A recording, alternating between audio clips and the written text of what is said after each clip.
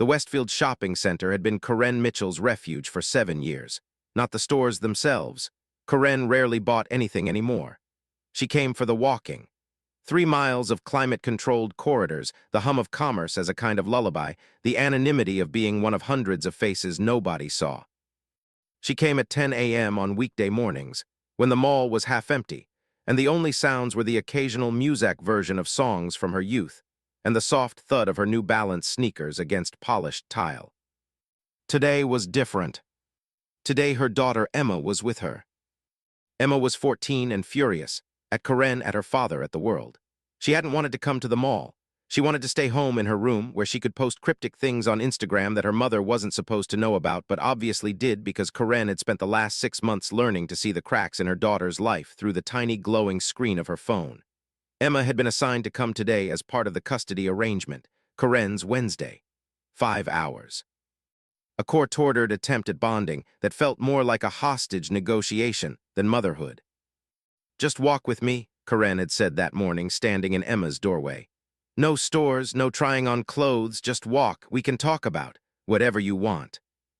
Emma had stared at her phone. "I don't want to talk." "Then we won't talk, we'll just be together." "That's the same as talking to you," Emma said, and something in Karen's chest had cracked a little wider. But Emma had gotten dressed, came downstairs, got in the car. The fact that she'd agreed to anything was a miracle these days, so Karen counted it as a win and didn't push. Now 40 minutes into their mall walk, Emma was actually moving, not walking, running. She'd suddenly broken into a jog, weaving between other shoppers, her blonde hair, Emma's father's blonde hair, not Karen's dark curls, streaming behind her. She was laughing, actually laughing. For the first time in months, Karen heard her daughter laugh, and it was the most beautiful sound in the world. That's when the security guard appeared. His name tag read David, and he was young, too young to have the authority he clearly thought he had. He stepped directly into Emma's path, his hand raised in a stop gesture that might have been gentle but landed like a wall. "Ma'am, we have a no-running policy in the mall," he said to Emma, his eyes sliding nervously toward Karen, clearly hoping the parent would back him up. "For safety reasons, people could get hurt."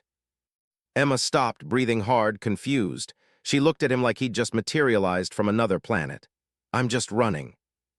"I understand," David said, and something in his tone, that mixture of customer service training and desperate need to be taken seriously, made Karen's skin prickle. "But I need you to walk, thank you." Emma looked at her mother. In that look was a question. Are you going to let this happen?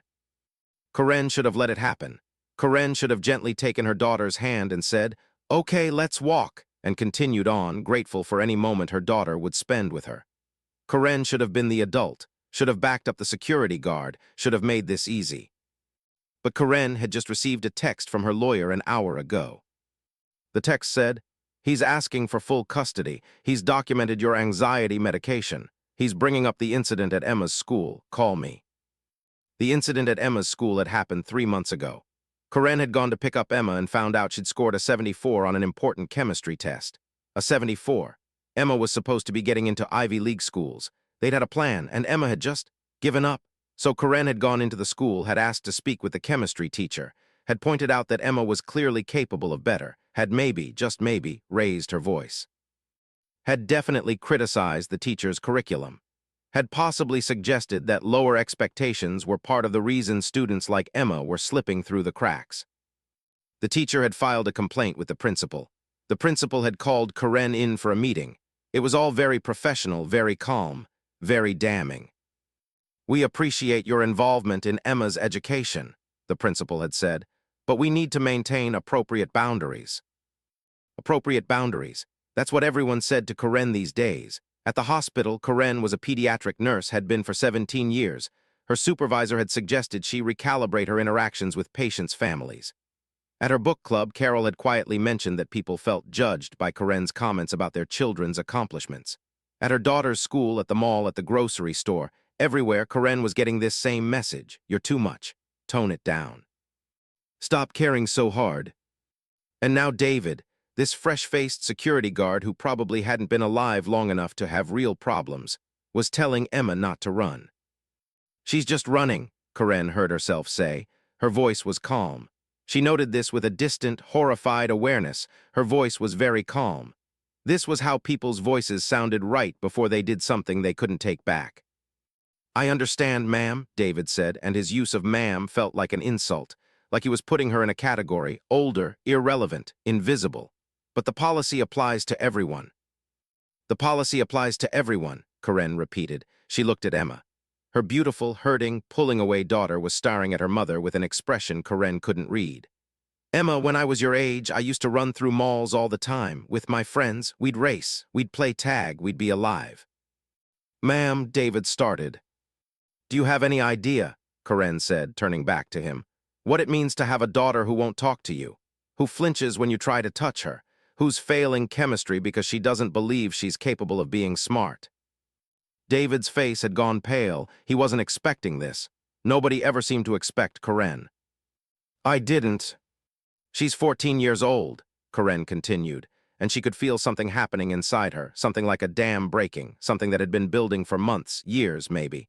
"In 4 years, she'll be an adult. In 4 years, I will have missed most of her childhood because her father got full custody on weekends, and I got this. Weekday afternoons when she hates me because I can't control anything. Not her, not the situation, not the way the world is breaking everything I ever tried to build." People were looking now. An older woman with shopping bags had stopped. A man pretending to tie his shoe was definitely listening. "So I'm asking you," Karen said, her voice getting quieter instead of louder, which somehow made it worse. "What is the actual danger in my daughter running through this mall? What could possibly happen?" David swallowed. His hand had dropped. He was just a kid, really, probably making minimum wage, definitely not equipped for this. "The mall has insurance." "Insurance," Karen said, and then she laughed, a short, sharp laugh that didn't sound like her. "Everything is about liability, isn't it? About what we're legally protected for. Nobody cares about what's actually true. Nobody cares that I'm failing my daughter. Nobody cares that I'm medicated for anxiety because I care too much about things. Nobody cares that my husband, my ex-husband, gets to live with his new girlfriend who is 5 years younger than me while I get custody agreements and a therapist and a prescription that I'm too ashamed to refill." The words kept coming. They just kept coming. Karen could see them landing, could see David's discomfort turning to something like pity, and she hated that pity more than she'd hated anything in a long time. "I care," Emma said quietly. Both Karen and David turned to look at her. Emma's eyes were shining, not with humor, with tears. "I care that you care," Emma said. It's too much, Mom, it's always too much, and I don't know how to help you feel better, so I just try not to be here." The mall suddenly felt very quiet. Karen's mouth opened, closed. She looked at her daughter, really looked at her, and saw something she should have seen months ago. Emma wasn't pulling away because Karen had failed her. Emma was pulling away because she was drowning in her mother's drowning and there weren't enough life rafts. "I'm sorry," Karen whispered. "I'm so sorry Ma'am, I'm going to need you to step away from my employee," a new voice said. A different security guard had appeared. This one was older, maybe 50, with the bearing of someone who'd actually been trained, actually knew how to handle situations. He was holding a radio. He'd already called it in. Backup. Karen looked down and realized her hands were clenched into fists. She didn't remember making them into fists. "I was just talking," she said. "I know," the older guard said, and his tone wasn't unkind. "But I'm going to need you to leave the mall now. You're making customers uncomfortable." Karen looked around. The mall was busier now. A crowd had formed. Everyone was staring at her. Everyone had watched her fall apart in front of a teenager and a security guard. "Let's go, Mom," Emma said softly. She took her mother's hand, actually took her hand, the first time she'd voluntarily touched Karen in weeks, and started walking toward the exit.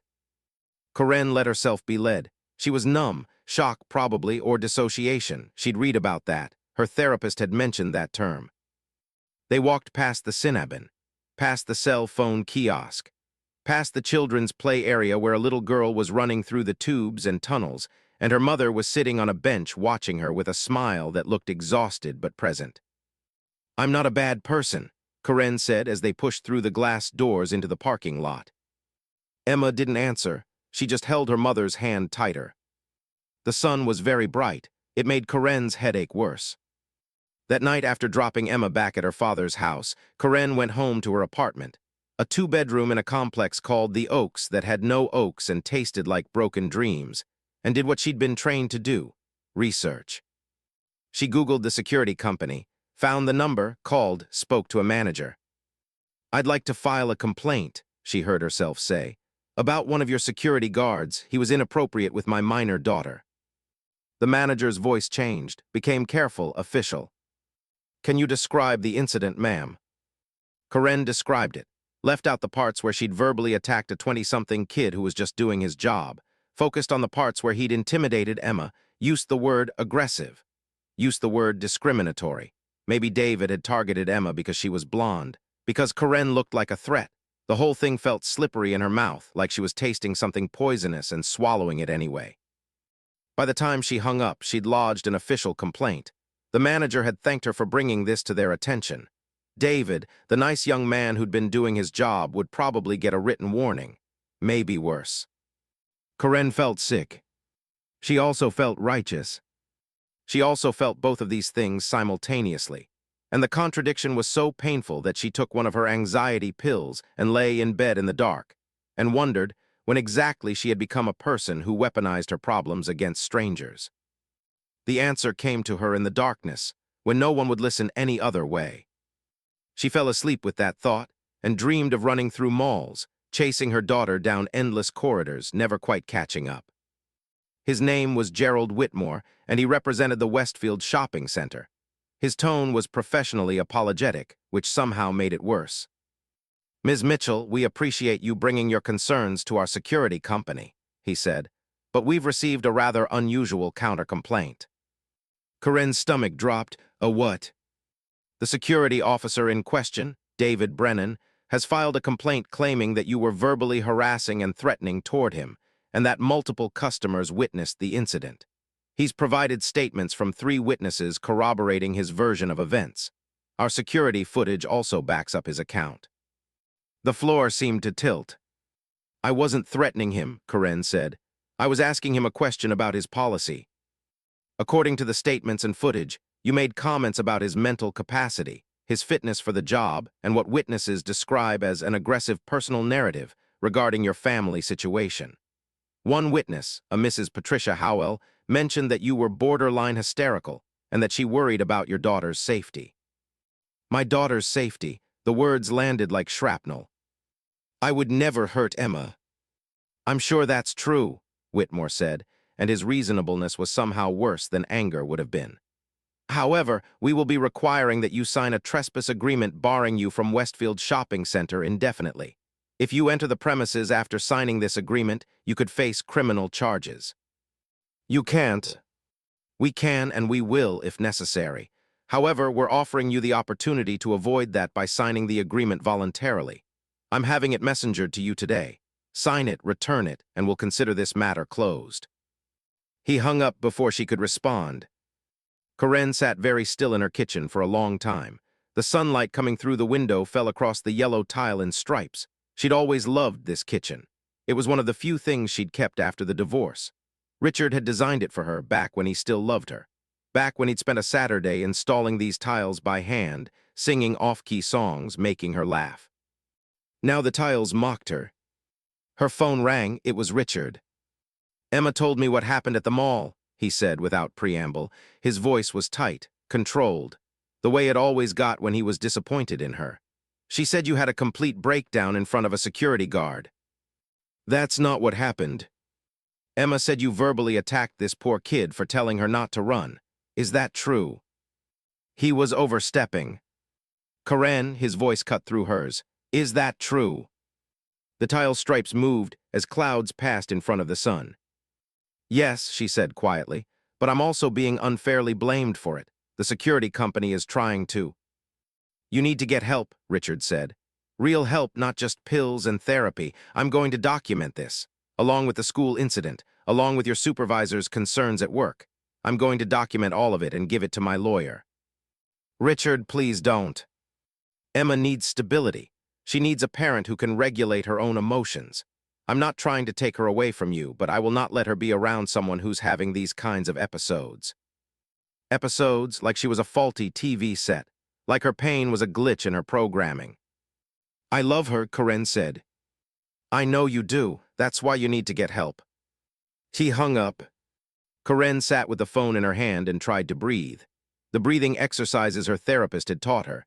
In through the nose for 4 counts, hold for 4 counts, out through the mouth for 7 counts. It helped sometimes.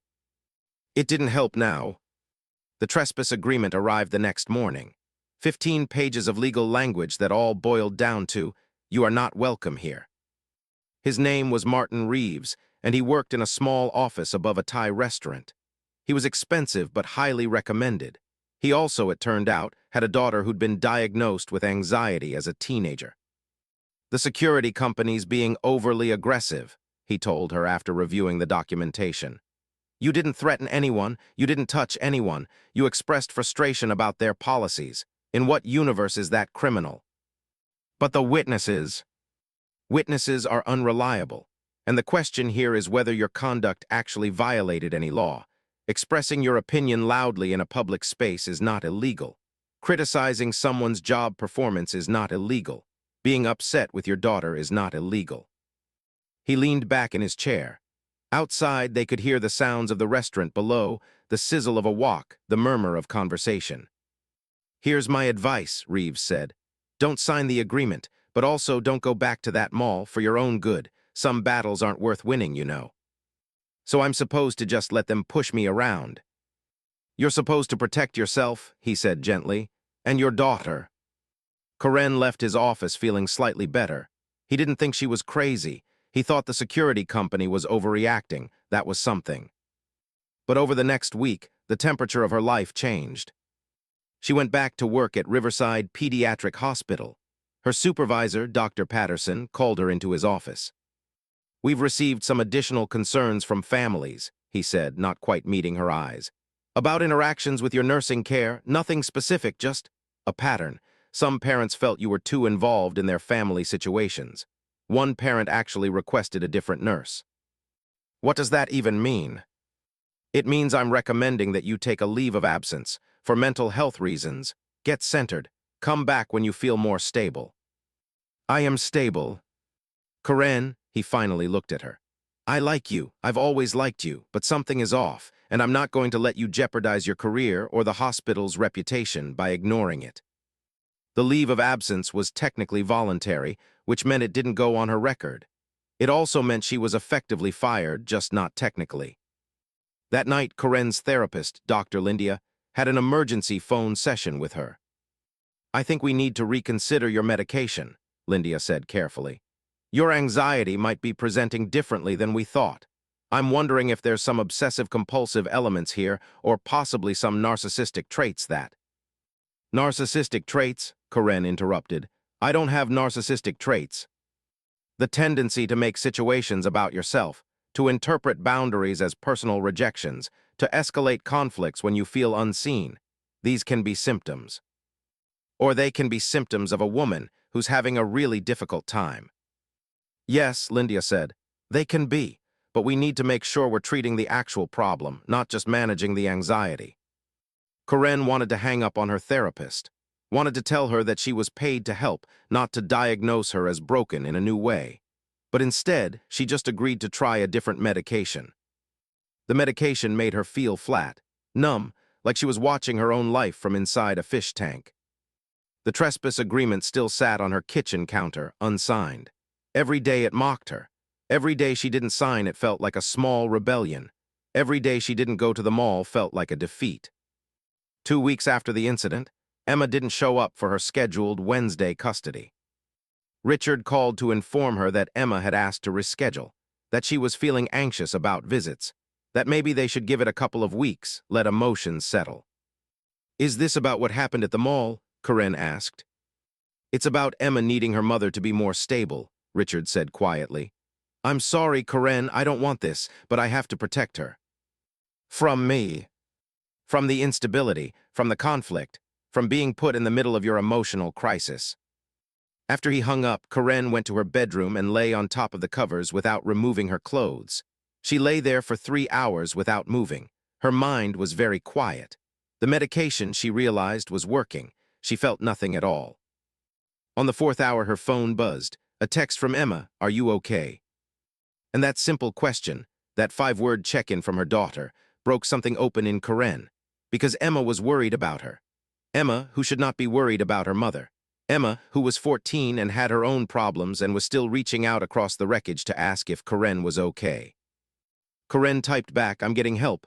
I'm so sorry for everything." Emma didn't respond. Karen put the phone on her chest and stared at the ceiling and tried to remember the person she'd been before everything broke. She didn't go to the mall, she didn't go to work, she didn't see Emma. The medication had been increased twice, and now she floated through her days in a state of chemical stability that felt less like peace and more like anesthesia. She'd sleep for 12 hours, wake up, eat something without tasting it, take her pills, scroll through her phone without processing anything she saw. She was getting help. That's what the phrase meant. She was in therapy twice a week. She was on 2 different psychiatric medications. She had a psychiatrist, Dr. Patel, who was very kind and talked about chemical imbalances and neurological factors in a way that made Karen's problems feel both very serious and not her fault. It was supposed to feel good. It didn't.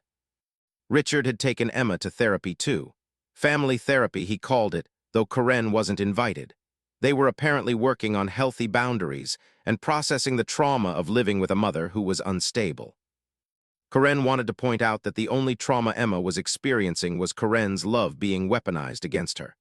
Karen wanted to say that the real problem wasn't that Karen felt too much. It was that nobody else felt anything at all. But Karen was medicated now, and medicated Karen didn't say things like that. Medicated Karen sat quietly and accepted her diagnosis. Then, on a Thursday morning in early April, Karen received a certified letter. She opened it with trembling hands. It was a motion filed by Richard's lawyer for a modification of their custody agreement. Richard was requesting full custody of Emma, with Karen permitted supervised visits only, pending psychological evaluation. The grounds for the request were listed carefully. Emotional instability, documented by school incident, mall incident, employer concerns. Potential harm to minor, concern that Karen's emotional dysregulation could negatively impact Emma's mental health. Mental health crisis requiring hospitalization, implied but not stated, though the medications listed in the documentation supported this interpretation. The letter was 15 pages of Karen's own life weaponized against her. Her anxiety medication, her therapy sessions, her raised voice in a school hallway, her exhaustion in a mall. There was also a note from Richard's lawyer asking her to sign an agreement to this modification, which would expedite the process and mean the court wouldn't have to intervene. If she signed it, she would accept supervised visits with her daughter. If she didn't sign it, there would be a hearing. A judge would hear testimony. Karen would have to defend herself. Richard would bring his girlfriend. Karen knew he had a girlfriend now, had seen photos on Facebook, and she would testify to what a good father he was. The girlfriend would be young and put together and make Karen look like what she'd become, a middle-aged woman in a spiral. Karen made 2 phone calls. The first was to Martin Reeves. His receptionist told her he was busy, but Karen insisted it was urgent, and Reeves picked up. "I'm being sued for custody," Karen said without preamble. "My ex wants me to only see my daughter under supervision." "Did you sign anything?" "No." "Good, don't. I'll file a response motion. But Karen, I'm going to be honest with you, these cases are difficult. If your psychiatrist testifies that you're currently unstable, the judge will likely award your ex temporary primary custody. We can fight for you later, once you've proven stability." "How long does that take?" "Could be months, could be a year." A year, 12 months of supervised visits, 12 months of not being trusted with her own daughter, 12 months of proving she was good enough. She hung up and made the second call to Dr. Patel. "I need to see you today," she said. "It's urgent." Dr. Patel could fit her in at 4 p.m. Karen sat in her apartment and tried to breathe. The sun moved across the tile in stripes. She thought about Richard, about how he'd looked at her at their last exchange, not angry but sad, like he was mourning someone, like she was already dead to him. She thought about Emma, about her daughter's laugh at the mall, the last time she'd truly heard it, about the way Emma's hand had felt in hers as they walked to the car. She thought about the medication, about the way it made her feel like she was living behind glass.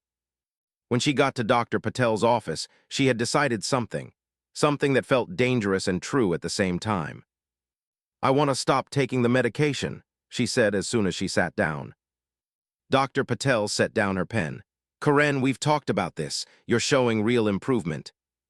"I'm showing nothing," Karen said. "I'm showing numbness. The medication has made me worse, not better." "What do you mean by worse?" "I mean that I can't feel anything. I can't motivate myself to do anything. I'm not anxious anymore, but I'm also not alive. And now my ex-husband is using my prescription against me. He's using every indication that I needed help as evidence that I'm unfit to be a mother." Dr. Patel leaned forward. "Are you having thoughts of harming yourself?" "No," Karen said. "I'm having thoughts of this being unfair." "Life often is unfair. That doesn't mean we stop treatment." "But it does mean the treatment might be the problem," Karen said. "What if the problem isn't that I'm broken? What if the problem is that I care too much in a world that doesn't care at all?" "That's a philosophical statement, not a medical one." "Maybe that's what I need, philosophy, not pills." Dr. Patel was quiet for a long moment. When she spoke again, her voice was gentler. "I understand you're in pain, but stopping medication abruptly can be dangerous. We need to taper you off slowly if that's what you decide. And I want to be clear, I don't think that's the right call right now." "I don't care," Karen said, and she meant it. She meant it with an intensity that felt like the first real feeling she'd had in weeks. "I'm done being medicated. I'm done being told I'm broken. I want to feel like myself again, even if myself is difficult." "Yourself is what led to the mall incident," Dr. Patel said gently. "Myself is what loves my daughter," Karen shot back. "That same self, the one that cares too much, the one that speaks up, that one." Dr. Patel prescribed a tapering schedule, took her off the newer medication immediately, reduced the anxiety med by half. "This is not ideal," she said, "but I can't force you to medicate. I can only warn you that you might experience rebound symptoms." By the time Karen left her office, she felt something she hadn't felt in 6 weeks. She felt like herself. The withdrawal was rough. Within 3 days, Karen's anxiety was back with a vengeance. The world felt sharp again, too sharp. She couldn't sleep without her mind racing through catastrophic scenarios. She couldn't eat without her stomach twisting into knots. But underneath the anxiety was something else: clarity, anger, purpose. She called her lawyer back. "I want to fight this," she told Martin Reeves. "I don't want to sign any agreement, I want a hearing." "Karen, are you sure? Because right now you might be better served." "I'm sure. I want my daughter back. Not supervised, not in a year now." Reeves agreed to file the response motion, filed it on a Tuesday. The hearing was scheduled for 6 weeks out. 6 weeks to prepare. 6 weeks to prove that she wasn't a threat to her own child. 6 weeks for the story to circulate, because of course it would circulate. Custody battles in a small community had a way of becoming common knowledge. Karen's co-workers at the hospital knew. Emma's school knew. The parents in Emma's class knew. The narrative had been set. Karen was the unstable mother. Richard was the responsible father. Emma was the poor girl caught in the middle. Karen decided that if she was going to be destroyed, she might as well do it on her own terms. She stopped sleeping, stopped eating, started researching. She read every custody case study she could find. She documented every phone call with Richard. She recorded every text message. She started a journal every single day, documenting her mental state, her coherence, her fitness as a mother. She also started visiting the mall again. She didn't enter it. That would violate the trespass agreement, and she wasn't willing to give Richard that ammunition. Instead, she sat in her car in the parking lot and waited. She was waiting for David Brennan. It took her 3 weeks of sitting in the parking lot during his shifts. She'd called his workplace and asked casual questions, extracting his schedule, before she actually saw him. He came out during his break, walking toward the food court entrance from the side parking lot. He looked different than he had at the incident. Less confident, maybe, like the encounter with Karen had shaken something in him. Karen got out of her car and walked toward him. "David," she called. He turned, and his face went pale when he saw her. "I just want to talk," she said, approaching slowly. "I want you to know that I'm sorry." "Ma'am, He looked around like he was hoping someone else would appear to save him. "You're not supposed to be here." I'm not in the mall, so technically I'm not violating anything. I just need you to hear this. I had a breakdown. I was going through a difficult time, and I took it out on you. That wasn't fair.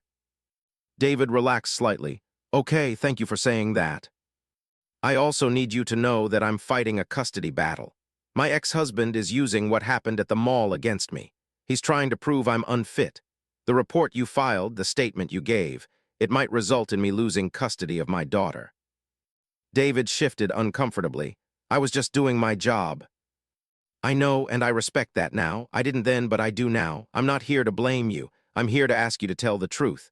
The truth is that I was upset but not dangerous, that I didn't threaten you or hurt you, that I was a mother who was struggling and spoke too loudly. The truth is that's not a criminal offense. I already gave a statement. You can give another one, Karen said. You can say that you feel badly about how things escalated, that looking back, you realize the situation wasn't as serious as it seemed in the moment, that you were young and scared and interpreted normal emotions as threatening behavior. I can't do that, David said quietly, because that would be a lie. You did threaten me. I did not threaten you. You said, you implied. David struggled for the words. You made it sound like something bad could happen if I didn't back down. I was expressing my frustration. There's a difference. Maybe to you. They stared at each other across the pavement. The sun was setting. The parking lot was emptying out as people left the mall, going back to their normal lives. My daughter is 14, Karen said. She's pushing me away. She's hurting. And her father is using a moment when I lost control to take her away from me completely. If you recant your statement, if you tell the judge you overreacted, that would help her. That would help my family. No, David said. I'm not doing this. I reported what I saw. I'm not going to change my story to make you feel better. He turned and walked back toward the mall entrance. Karen stood alone in the parking lot, feeling something crack open inside her, something that had been holding together by a thread. She got back in her car, sat in the darkness, and for the first time since she'd stopped taking the medication, she felt the weight of what she'd become. She'd come to this parking lot to ask a young man to lie for her. She'd become the thing she'd been afraid of becoming. The courthouse was a gray building in the center of town. Karen arrived 30 minutes early and sat on a bench outside, watching people walk up the steps. She was wearing a navy suit that Richard had once told her made her look competent. She'd had her hair done. She looked to any observer like a woman who had her life together. Nobody could see the tremor in her hands. Richard arrived with his lawyer, a shark of a woman named Patricia Donovan who looked like she ate father's custody fears for breakfast. He was wearing a suit too. He looked competent. He looked settled. He looked like a man who had made peace with leaving his wife. Emma was not with him. Children didn't attend custody hearings in this state, which Karen found both merciful and cruel. Emma wouldn't have to sit through this. Emma also wouldn't get to see her mother fight for her. The courtroom was smaller than Karen expected, cozier, like a room where your future could be decided over coffee and small talk. Judge Helena Morrison sat behind the bench. She was in her 60s, with steel-gray hair and eyes that seemed to have seen every variation of human desperation. She looked tired. The hearing began. Richard's lawyer, Patricia Donovan, presented the case for modification of the custody agreement. She presented the school incident. She presented the mall incident. She presented Karen's psychiatric medications as evidence of ongoing mental health crisis. She called witnesses. First was the chemistry teacher from Emma's school. He testified that Karen had come into the school and been inappropriately involved in her daughter's education, that she had criticized the school's approach, that she had raised her voice. Did Ms. Mitchell threaten you? Karen's lawyer asked during cross-examination. Not in words, but her tone was aggressive. Her tone was aggressive. She used an aggressive tone when advocating for her daughter. It felt threatening. To you personally, or did you perceive it as threatening because she was challenging your authority? The teacher didn't answer. He didn't have to. Next was a parent from the mall. Patricia Howell, the woman who'd told the security company she worried about Emma's safety. I saw her completely lose control, Patricia testified. She was screaming at this poor young security guard. Her daughter looked terrified. Did Ms. Mitchell touch anyone? Karen's lawyer asked. No, but... Did she raise her fist, threaten violence? No, but... But what? But you could see it in her eyes, like she was capable of anything. The accusation hung in the air. Corinne's lawyer didn't object because it was too vague to object to. Instead, he asked, "Mrs. Howell, how well did you know Ms. Mitchell?" "I didn't know her at all." "Yet you made a judgment about what she was capable of based on a 5-minute interaction. When it comes to children's safety, I think it's better to err on the side of caution." The implication was clear: better safe than sorry. Better to remove the unstable mother than risk the child's welfare. Then came Dr. Patel, Corinne's psychiatrist. Under Patricia Donovan's questioning, Dr. Patel was very clear. Corinne had been on psychiatric medication for anxiety. Corinne had experienced what could be characterized as a breakdown at the mall. Corinne's symptoms at the time of the incident were consistent with an anxiety disorder and possible other mental health complications. "Is she a danger to her daughter?" Patricia asked. "I don't think Corinne is intentionally harmful," Dr. Patel said carefully. "But I do think she has difficulty regulating her emotions, and that creates an unstable environment." "An unstable environment?" Patricia repeated, making sure the judge heard it. During cross-examination, Corinne's lawyer asked, "In your professional opinion, is parental anxiety itself harmful to children, or is it how the parent manages the anxiety that matters?" "It depends on the severity and the parent's capacity for self-regulation." "And in Ms. Mitchell's case?" Dr. Patel hesitated. "I think she loves her daughter very much, but I also think she struggles with boundaries, with accepting that she cannot control her daughter's outcomes." Cannot control her daughter's outcomes. The words landed like a judgment. Then the judge called Corinne to testify in her own defense. She took the stand and placed her hand on the Bible and swore to tell the truth. Her lawyer asked her simple questions first. "Ms. Mitchell, do you love your daughter?" "More than anything." "Have you ever intentionally hurt Emma?" "Never." "Would you ever hurt her?" "Never. She's my daughter. She's my life." "Tell the court about your mental health treatment." Corinne explained about the anxiety, about the medication, about going to therapy, about the efforts she'd been making to get help. "Why did you stop taking the medication?" her lawyer asked. "Because it made me feel numb, and I realized that if I couldn't feel anything, I couldn't be present for my daughter. I couldn't be the mother she needed." It sounded good. Corinne meant it. The judge seemed to be listening. Then Patricia Donovan stood up for cross-examination. "Ms. Mitchell, at the mall, you yelled at a security officer for enforcing mall policy. Is that correct?" "I expressed my frustration, yes." "You expressed your frustration by criticizing his competence and his authority. Would you characterize that as speaking to him respectfully?" "I was frustrated." "That's not an answer. Did you speak to him respectfully?" "No," Corinne said quietly, "I didn't." "And you did this in front of your daughter, correct?" "Yes." "A daughter who, according to your own testimony, needs stability." "I made a mistake. I'm human." "You're human," Patricia said. "A human who has screamed at teachers. A human who has taken psychiatric medication. A human who attempted to manipulate a security officer's statement to help your custody case." Corinne's heart stopped. What?"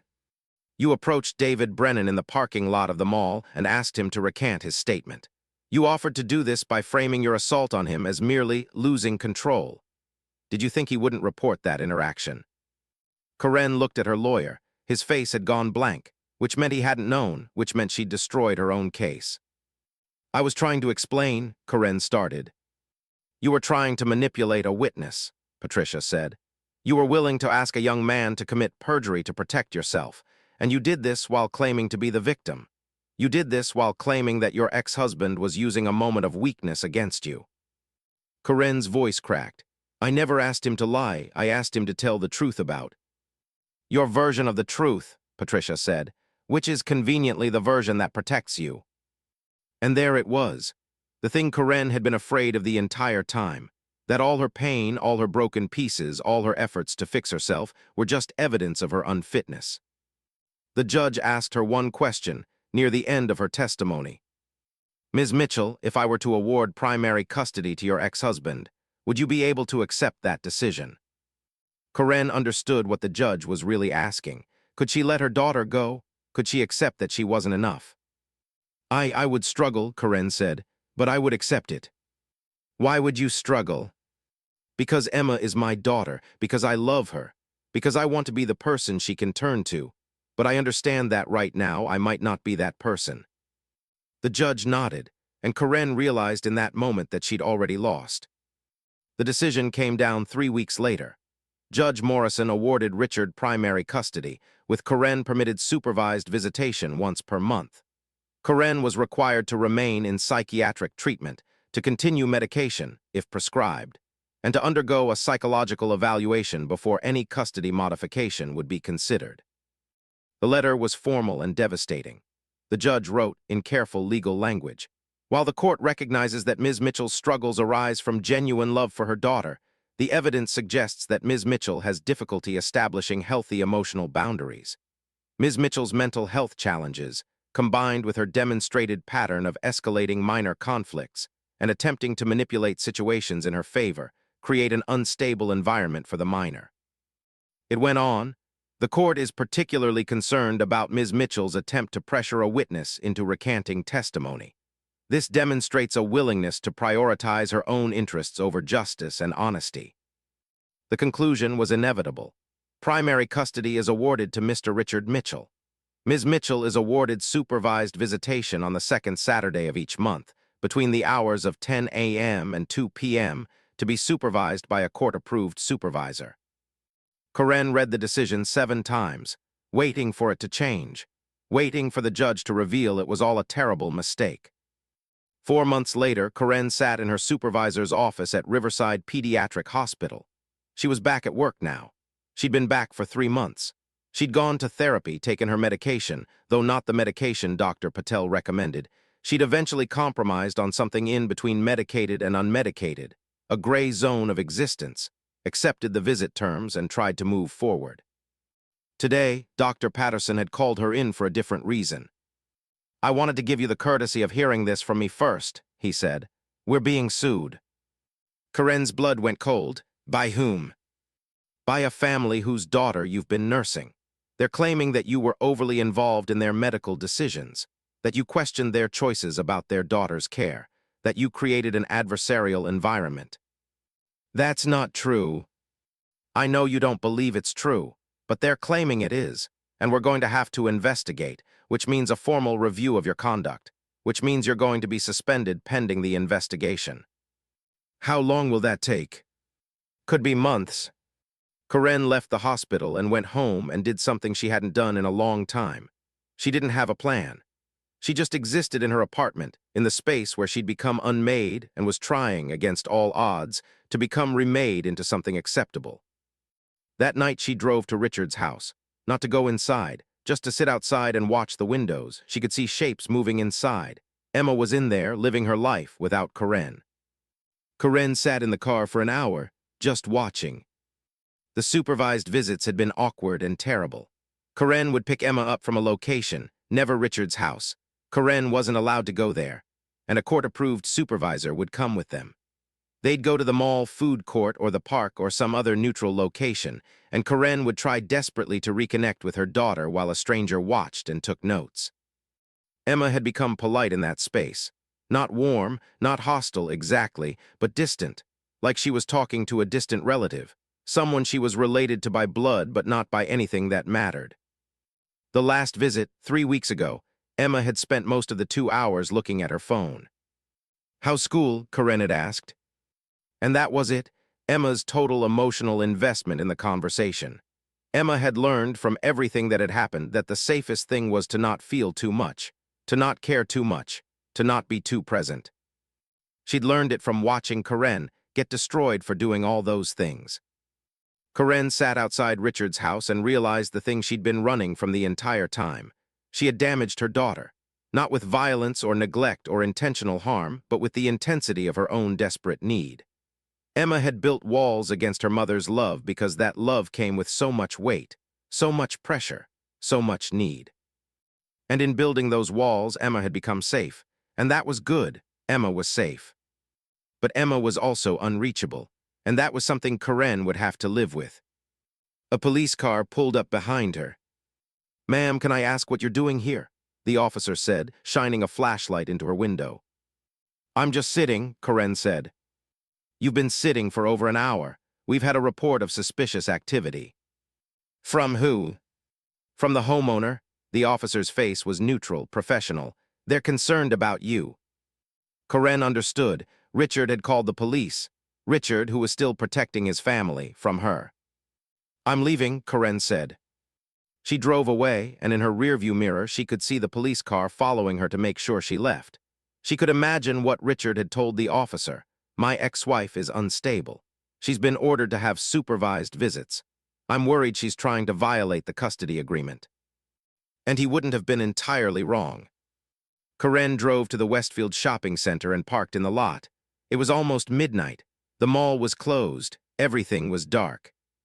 She got out of the car and walked to the entrance and pushed on the glass door. Locked. Of course it was locked. She wasn't allowed here. She'd signed the agreement. She'd accepted the trespass notice. But she stood there, outside in the darkness, and tried to remember the last time she'd felt like herself. It was before the mall incident, before the divorce was finalized, before Emma had pushed her away, before she'd become someone everyone was afraid of. Karen tried to push the door open again. It didn't budge. A security guard appeared inside the mall, flashlight aimed at her. Not David Brennan, someone else. Someone who saw her and made a decision to approach. Ma'am, we're closed. You need to leave. I know, Karen said. She turned and walked back to her car. She drove home. It was 12:47 a.m. She took 2 of her anxiety pills, more than prescribed, but she didn't care anymore. She lay down on top of her bed and waited to feel better. She didn't feel better. She felt worse. At 2 a.m., she called the crisis line.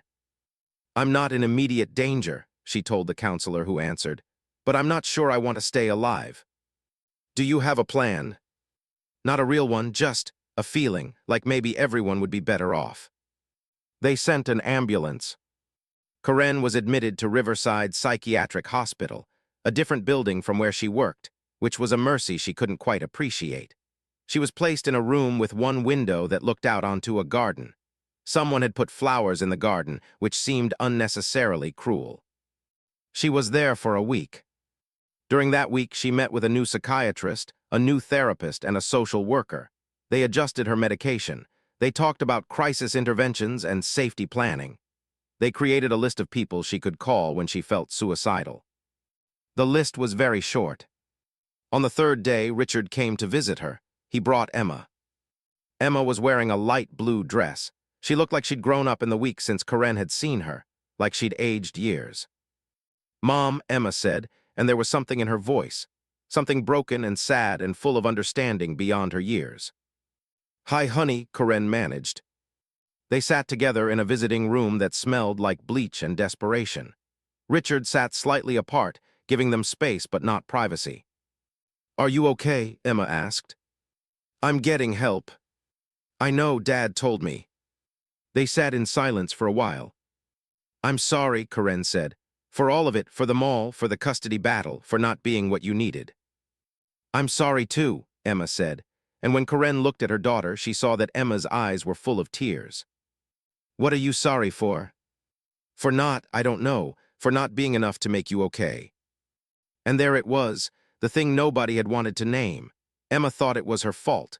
Emma thought that if she'd been a better daughter, less anxious, more appreciative, Karen would have been fine. It's not your job to make me okay, Karen said carefully. It's my job to be okay for you. But I want to help. I know you do. That's how I know you're good.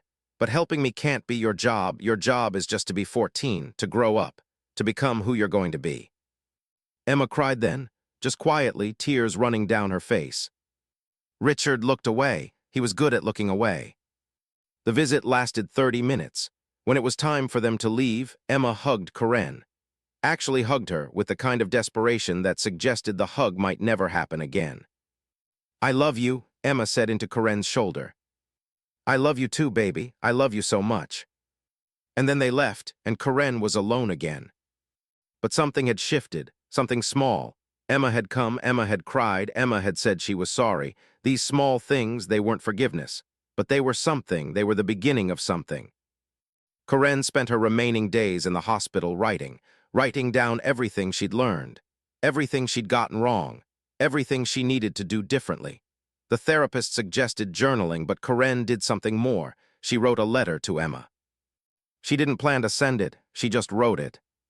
"Dear Emma," she began, "by now you know that I'm not the mother you thought I was. I'm not the strong one. I'm not the one who has all the answers. I'm just someone who loves you very much and has no idea how to do this right." She wrote about her own childhood, about the pressure she'd felt to be perfect, about her mother who had been loving but intense, just like Corinne was, about the patterns that repeat across generations, about how trauma spirals forward unless someone finds the courage to break it. "I'm trying to break it for you," she wrote. "I'm trying to be the person who admits when she's wrong, who accepts help, who loves you without trying to own you." She wrote about what she understood now, that love without boundaries was a kind of cage, that protecting Emma meant sometimes stepping back, that the most important thing she could model for her daughter was how to fail gracefully. She wrote, "I don't know if I can ever make this right. I don't know if you'll ever forgive me or if you'll spend your adulthood in a therapist's office working through your mother's issues. Maybe you will. That would be fair. But I'm going to spend the rest of my life trying to be better. For you, for me, because that's what love looks like when it grows up." She folded the letter and put it in an envelope and sealed it without reading it again. She didn't send it. She just kept it in her desk drawer at home, where it sat like a secret. The coffee shop on Maple Street was the kind of place where middle-aged women went to pretend they had their lives together. Corinne had been coming there once a week for the last 2 years, always on Friday mornings, always ordering a cappuccino, always sitting at the same table by the window. She was there now, waiting. Emma was late. Emma was always late now. The custody arrangement had changed last year. Emma was 16 now, and the courts had decided that she was old enough to choose how much time she spent with each parent.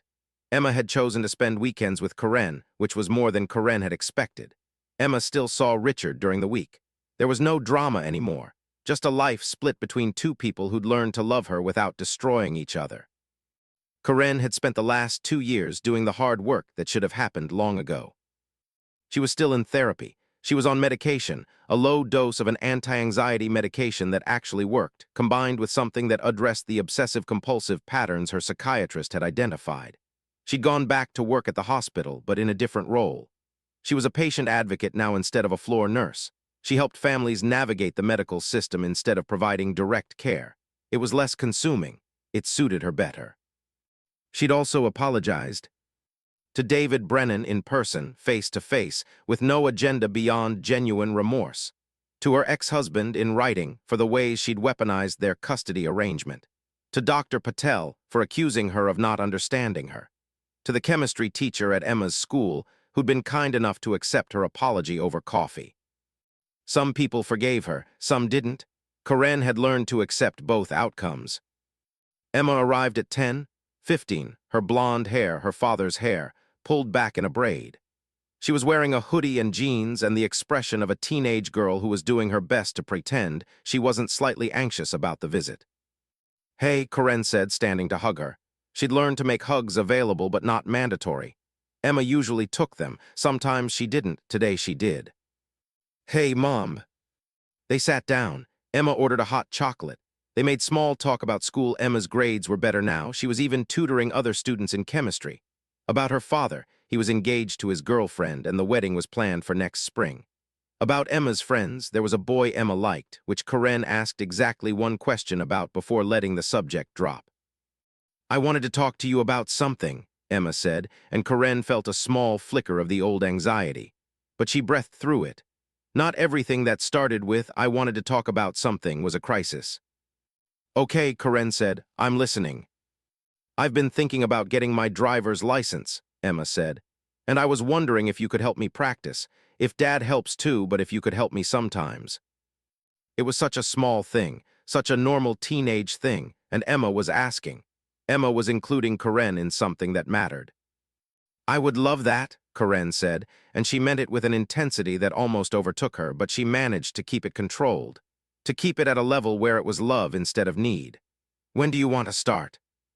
"Maybe next month, after I finish my midterms." "Perfect." They talked about logistics, what car Emma would practice in, Richard's Honda, What routes they could take. There was a quiet area near the high school with wide roads. What Corinne's schedule looked like flexible. Corinne had learned to make her life flexible for Emma instead of expecting Emma to fit into Corinne's rigid world. Emma sipped her hot chocolate. Corinne sipped her cappuccino. They sat together in the warmth of the coffee shop, and for the first time in what felt like forever, there was no subtext, no hidden desperation, no need to fix something broken, just a mother and daughter learning how to be together. "Can I ask you something?" Emma said after a while. "Of course." "Do you blame Dad for the custody thing, for taking me away?" Corinne chose her words carefully. This was important. "I used to," she said. "I used to think he was trying to punish me, but I've realized that he was doing what he thought was best for you, and he was probably right. I was unstable. I needed help. The custody situation gave me the space to get it. So no, I don't blame him anymore. I'm actually grateful." "Did you ever hate him?" "Yes," Corinne said. "For a while I did, but I've learned that hate is just hurt turned outward. Once I dealt with the hurt, the hate went away."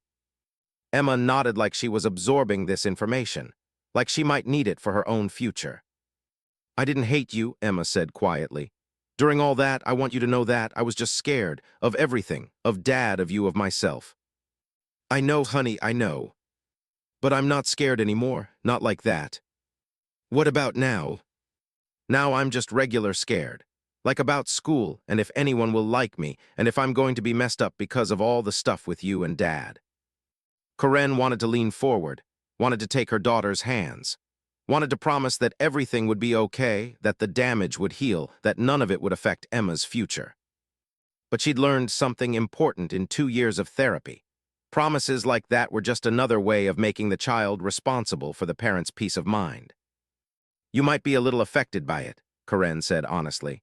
"It's possible you'll need therapy at some point. It's possible you'll be more cautious in relationships because you've seen what happens when people lose control.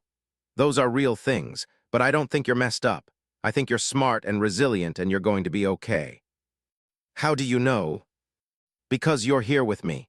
Because you forgave me even though you had every right not to. Because you're asking good questions about your own future. Because you're the kind of person who thinks about things instead of just reacting. That's going to serve you well." Emma smiled. It was a small smile, but it was real. They sat for another hour. Emma talked about a book she was reading. Corinne talked about a patient she was advocating for at the hospital, carefully leaving out identifying information. They laughed at something someone said in the coffee shop. They didn't talk about anything particularly important, which was exactly the point. When it was time to leave, Emma offered to pay for the drinks. Corinne let her. Emma had a job now, working at a clothing store on weekends, and she was learning about money and autonomy and being a person in the world separate from her parents. "Same time next week?" Corinne asked as they walked out. "Yeah," Emma said. "I'll text you about the driver's practice schedule." Corinne watched her daughter walk to her car, Richard's old car that Emma was borrowing for now, and drive away. Corinne stood in the parking lot for a moment, and she had a strange feeling, not sadness, not happiness exactly, just relief, the kind of relief that came with accepting that life had unfolded the way it needed to. The mall incident now felt like something that had happened to someone else. A woman Corinne used to be. A woman who had loved too hard, cared too much, needed too desperately. That woman had exploded at a security guard, had tried to manipulate witnesses, had ended up in a psychiatric hospital. But that woman had also, eventually, found her way to a place where she could see her daughter once a week in a coffee shop and just exist with her, not trying to fix anything, not trying to prove anything, just being present. It wasn't the ending Corinne had imagined when this all started. It wasn't the ending where she got her daughter back full-time, where she got vindicated, where everyone could see that she'd been right all along. 3 years after the mall incident, Corinne received a phone call from a journalist named Marcus Webb. "I'm writing a story," he said, "about institutional bias against women in the custody system, and I came across your case. I was wondering if you'd be willing to talk about it." Corinne almost hung up. She'd spent 3 years trying to move on. The last thing she wanted was to resurrect old wounds. But there was something in his voice, something genuine. "What kind of story?" she asked. "A story about how the system punished a mother for being anxious. How her mental health struggles were used as evidence of unfitness. even though millions of mothers deal with anxiety and are still good parents. How the appearance of instability in the context of a custody battle can become a self-fulfilling prophecy. Corinne listened to his pitch. I'd also like to talk to David Brennan, Marcus continued. The security guard, because I looked into him. Did you know that after that incident he was fired from his job? What, no? Yeah, the mall got concerned about liability. They let him go without cause. He's had trouble finding work since. He's actually been dealing with anxiety himself. He told me he regrets making such a big deal about what happened. Corinne felt something shift in her chest. I also want to talk to your ex-husband, Marcus continued. I want to talk to the judge. I want to understand how a woman's expression of frustration became the defining narrative of her fitness as a parent. Why are you telling me this? Corinne asked. Because I want you to know that this story isn't just about you anymore. It's about the systems that created the situation in the first place. It's about the ways we use diagnosis as punishment. It's about a young man's life that was also damaged by that incident. Corinne agreed to the interview. When the story came out, 3 months later, it did something Corinne had stopped believing was possible. It shifted the narrative. The article, published in a mid-sized magazine that focused on social justice, told the story of Corinne's life with nuance and compassion. It included interviews with her therapist, who spoke about the difference between mental illness and instability. It included an interview with David Brennan, who admitted that he'd felt pressure to make Corinne look worse than she was because he was young and scared. It included an interview with the chemistry teacher, who said he'd regretted the way the school had treated Corinne's involvement. Most importantly, it included an interview with Emma. Emma, at 17, spoke about her mother with an honesty that made Corinne cry when she read it. People think my mom is crazy, Emma had said, but really she just cared too much. She's learned to care better now. She's still intense. She's still going to have opinions about things, but she's learned that her intensity isn't the same as control, and I think that's actually a really important lesson for me to learn from her. The article went viral in certain circles. Other mothers came forward with similar stories. Lawyers reached out. Corinne was invited to speak at conferences about mental health and custody. Universities asked her to participate in research. One morning, about 6 months after the article came out, Corinne received a package. It was from David Brennan. Inside was a letter and a college acceptance letter. David had gone back to school. He was studying social work. In his letter, he wrote, I didn't understand at the time what happened between us. I thought you were a threat. But reading that article, I realized that I was part of a system that punished you for being human.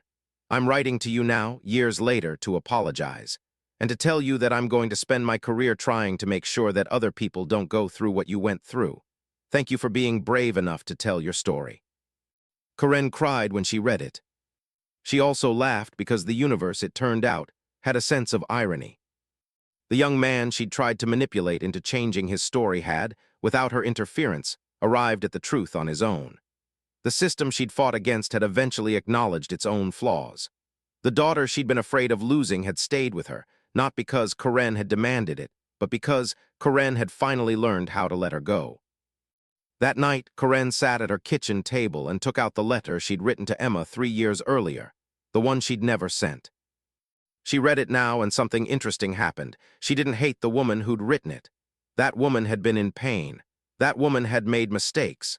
But that woman had also loved fiercely, and sometimes that was the most important thing. Corinne added a new paragraph to the letter. Emma, I'm adding this 3 years after I first wrote to you. I wanted you to know that we made it. We're okay. Not perfect. Still figuring things out. Still stumbling. But okay. And I want you to know that I'm grateful for your patience with me, for your willingness to see me as someone who could change, for teaching me that love is about letting go. She sealed the envelope and finally sent it to Emma. Emma called her that night.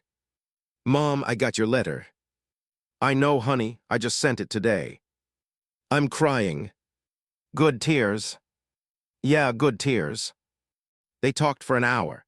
Emma told Corinne about a boy she was dating, carefully with appropriate emotional boundaries. About college applications. She was applying early to Yale, where Corinne had also gone but had never felt worthy enough. About the future, Emma wanted to be a therapist, she said, because she'd learned something about psychology from living through her parents' divorce. When they hung up, Karen felt something she recognized: peace. Not the numb peace of medication, not the false peace of denial, real peace. The kind that came from doing the hard work of becoming someone better.